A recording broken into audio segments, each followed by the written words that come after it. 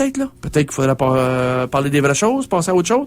Chers auditeurs, malgré, comprenez-vous, cette inquiétude grandissante dans la population concernant la grippe aviaire, il faut quand même garder un petit sens de dérision. Alors, ce matin, pour mon avant-dernière de la saison 2008-2009, bon, une petite... Elle est bonne quand même. Écoutez bien ça. Voici le progrès de la médecine moderne. C'est tellement un grand progrès que t'as pas à t'inquiéter pour ces virus-là puis ces bactéries qui courent les rues. Il n'y a plus de danger. Ben, c'est une rencontre qu'il y a eu avec 4 docteurs. Alors, le premier docteur, c'est un docteur anglais, puis il dit comme ça à ses interlocuteurs.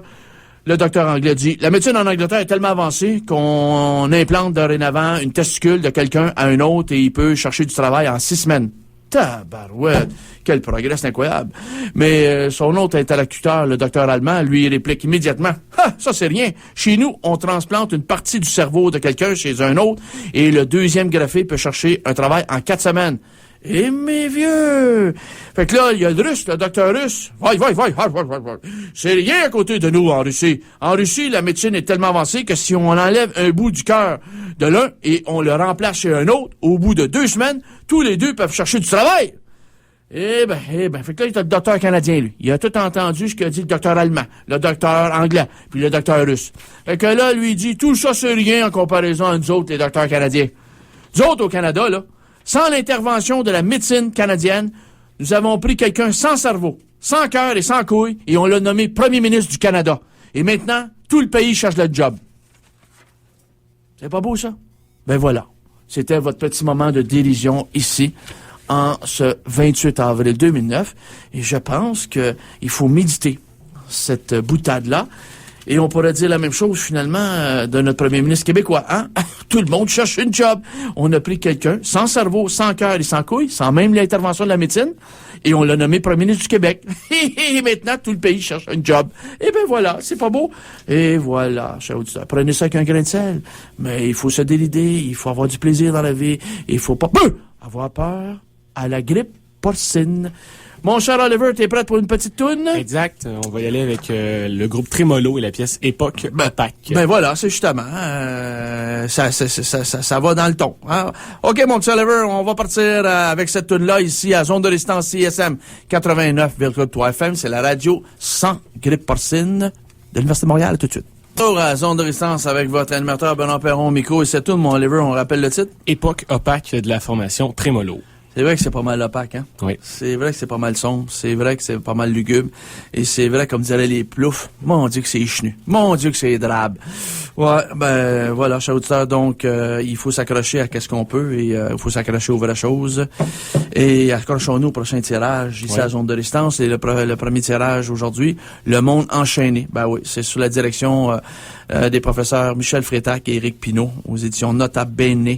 Alors, on fait tirer ça à quel appel, mon cher Lever? Toujours au 514-343-2476. Je vais prendre le 3e appel. Le 3e appel, c'est parti en grande et bonne chance à tous nos participants. Et, chers auditeurs, écoutez, Denise Bombardier vient de sortir son livre sur l'autobiographie de Céline Dion, notre ambassadrice nationale québécoise. Et, écoutez, il y a un passage de son livre, je l'ai pas lu, c'est un copain journaliste qui m'a dit, Benoît, tu vas l'aimer, celle-là. Ah oui, qu'est-ce qu'il a dit? Fait qu'il m'envoie le passage en question et il dit, voici ce que dit Denise Bombardier, qui écrit dans Le Devoir.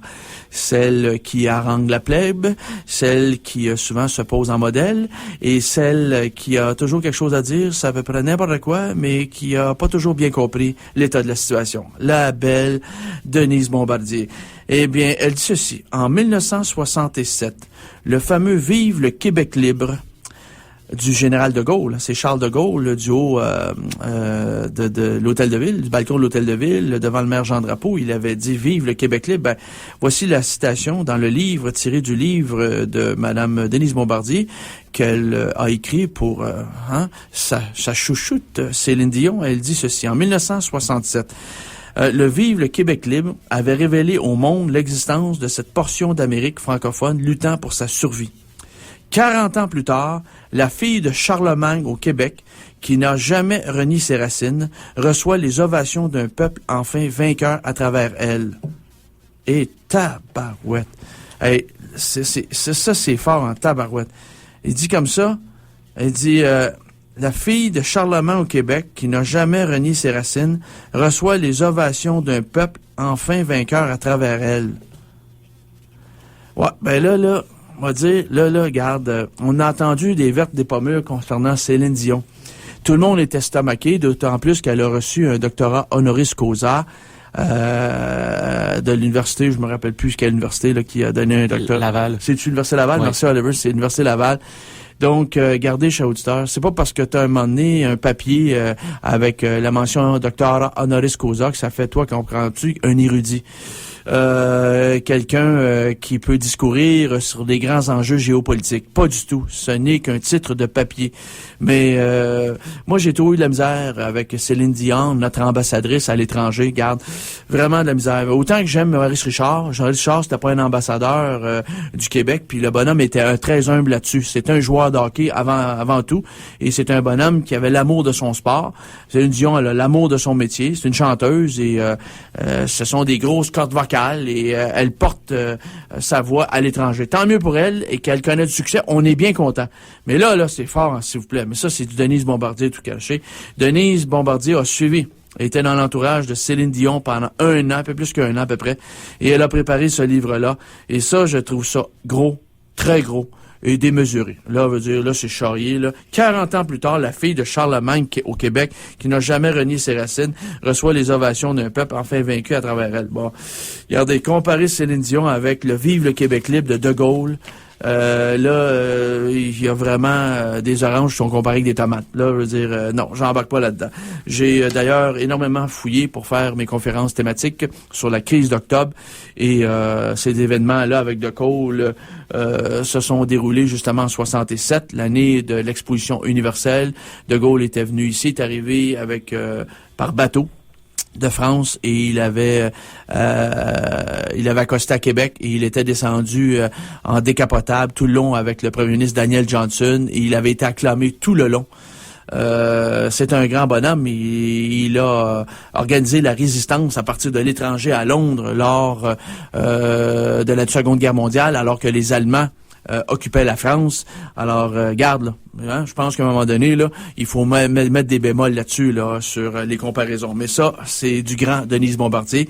Des fois, à un moment donné, on veut créer des personnages plus grands que nature, plus vrais que nature, mais ça devient à un moment donné disproportionné, puis c'est plus du tout en contact avec les réalités. Et il y en a qui se prêtent à ce jeu-là. Alors, il y a personne qui a beaucoup réagi, mais je trouve ça grossier. Je trouve ça vraiment démesuré, et ça n'a absolument aucun rapport ce que a fait justement Céline Dion, l'ensemble de sa carrière. Et bravo, on la salue. On reconnaît son talent, on ne nie pas son talent. Bravo. Mais la carrière du général de Gaulle, attends un peu, là. Là, il faut se parler des vraies choses, là. Le bonhomme était au pouvoir à partir de 1956, et il a fait énormément de choses avant même d'arriver au pouvoir en 1956, et il a débarqué du pouvoir aux alentours de 69, à peu près dans ces coins-là. Donc, en une dizaine d'années, il a eu le temps de marquer la France, pas à peu près. Chers auditeurs, ma prochaine conférence de Perron, dans le cadre des conférences thématiques, ma 69e conférence thématique, dans le cadre des conférences thématiques que je fais pour les émissions de radio ici à CSM. Je remercie tous les participants qui étaient là à ma dernière conférence mercredi passé. Ma prochaine conférence sera la partie 2, le volet 2 de cette conférence intitulée Madoff et les fonds vautours juifs. Chers auditeurs, on va approcher du cœur de la bête encore plus profondément. On peut pas prétendre vraiment s'y engouffrer totalement, parce que on parle des services secrets israélo-américains. Et la bête, elle est énorme. Quand tu ouvres une poupée russe, une poupée gigogne, il y en a une autre, 2 autres, 3 autres qui apparaissent devant toi. Alors, à un moment donné, c'est un travail sans fond, c'est un travail de longue haleine. Donc, j'ai certaines compagnies, et je vais montrer qui sont les personnes derrière ces compagnies-là, et c'est troublant. D'ailleurs, Bernard Madoff va être au grand écran. Ils sont en train de tourner un film aux États-Unis sur le personnage, la plus grosse fraude avec une pyramide de Ponzi aux États-Unis depuis Charles Ponzi, cet immigré italien qui est arrivé aux États-Unis en 1903 et qui avait été arrêté en 1920 à Boston, et qui avait mis en place une structure pyramidale pour arnaquer énormément d'investisseurs. On a appelé ça par la suite la chaîne de Ponzi. Eh bien, Bernard Madoff, lui, a mis son fonds spéculatif en place depuis 1960 à Manhattan, à New York, et il a arnaqué des milliers, pour pas dire des millions, à vrai dire, d'individus, c'est plus des millions. Il y a eu au moins 3 millions de pigeons qui se sont fait vraiment plus